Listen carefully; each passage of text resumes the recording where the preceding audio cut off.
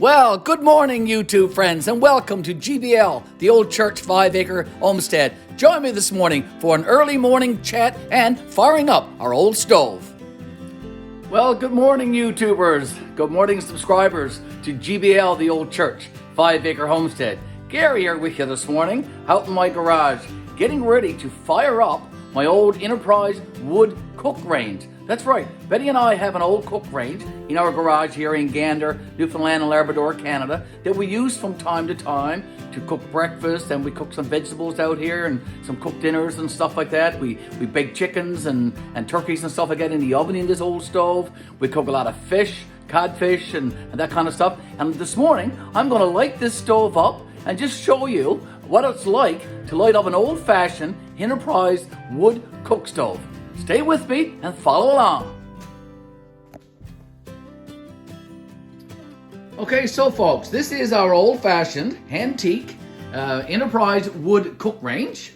It has a warmer part up on the top, and we have up here displayed some various items, some kettles and whatnot up here on the top. Inside here, let me open it up and have a look. I have some cast iron cookware in here. Various items that we've collected over the years. We keep that up there. Up on my wall, behind my stove, I have a few more pieces of cast iron cookware here in my garage. Back here to the stove. Okay, this is the oven part. Let me just pull down the oven door here and show you what it's like. In here, like I said, we bake chickens in here sometimes. We put capelin in here, which is a really, really nice treat sometimes. This is the firebox on this side. Okay, this little machine here is called a lifter. So I'm just going to lift off the damper. These round things are called dampers. So I'm just going to lift that one off and show you inside the firebox. Okay, here's the firebox of this old antique Enterprise wood stove.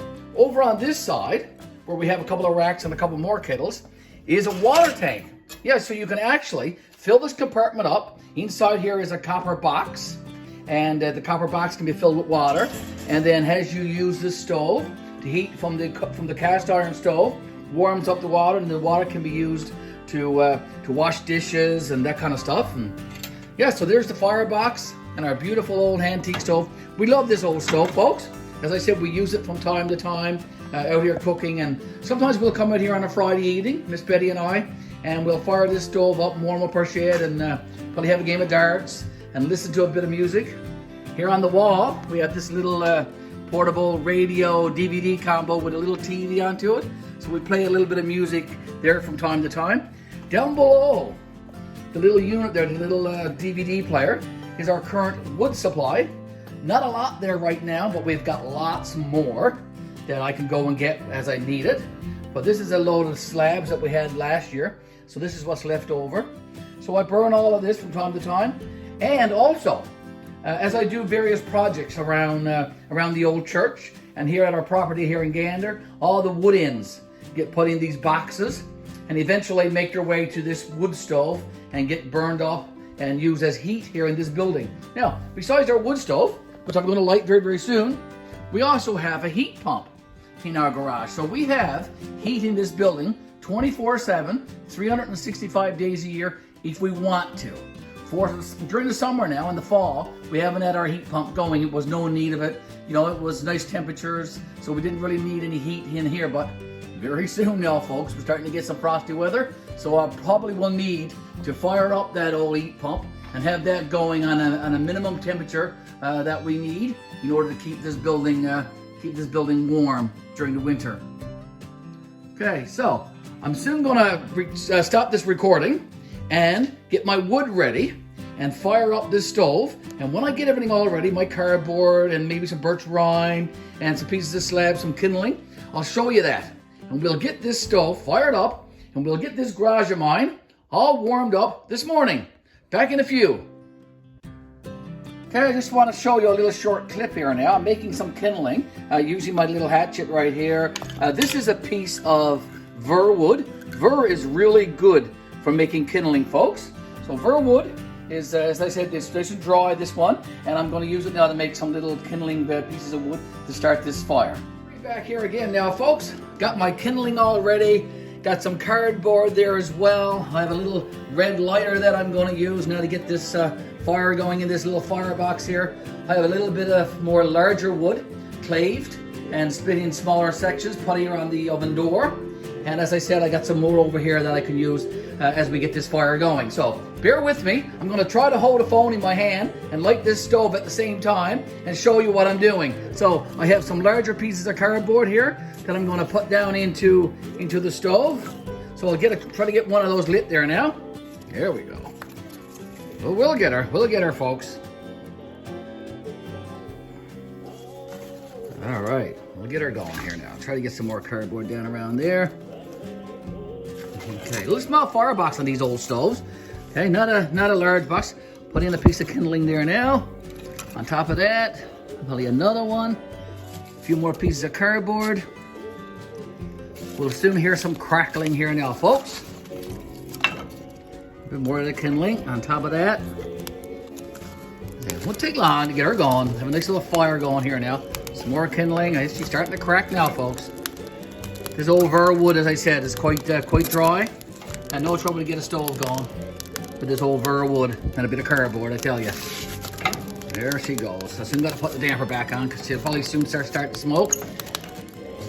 Okay, a little bit more cardboard to hand it off. Okay, so there you have it. Remove that lighter, of course.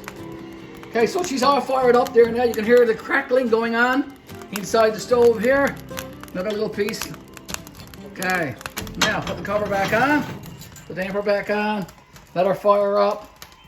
Okay, this old stove got a little damper in the side there, a hair vent that allows the hair to flow through the stove. It's got another one here in the side, and I have that one open, and it closes and that kind of stuff.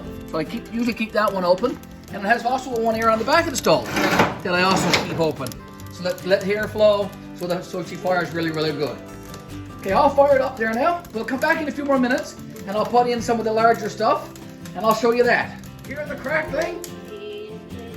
Oh yes, it's all crackling here. Let's take the damper off and have a look inside. Look at that. So let's put some of this larger stuff in here now. I don't know how many of you grew up with one of these old-fashioned stoves, but I did. I grew up on Fogo Island here in Newfoundland and Labrador, Canada, and this was the only source of heat in the house that we had that I grew up in.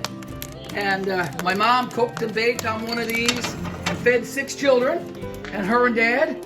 So yeah, so one of these stoves brings back lots of memories for me, of course, from my childhood days. And when I got this about 4 or 5 years ago, I fell right in love with it, and I brought it home here to Gander, to my garage, and installed it.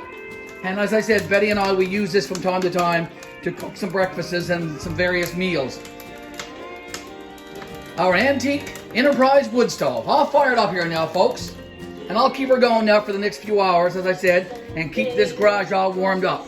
Thanks for watching this latest video, folks, on our YouTube channel, GBL The Old Church 5 Acre Homestead.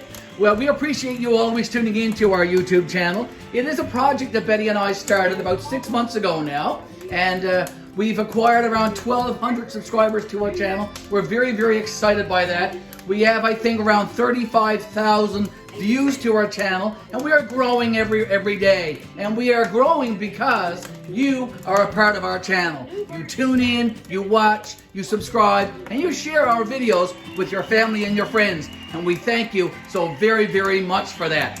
Thanks again for watching our latest video here on our YouTube channel, GBL The Old Church 5 Acre Homestead.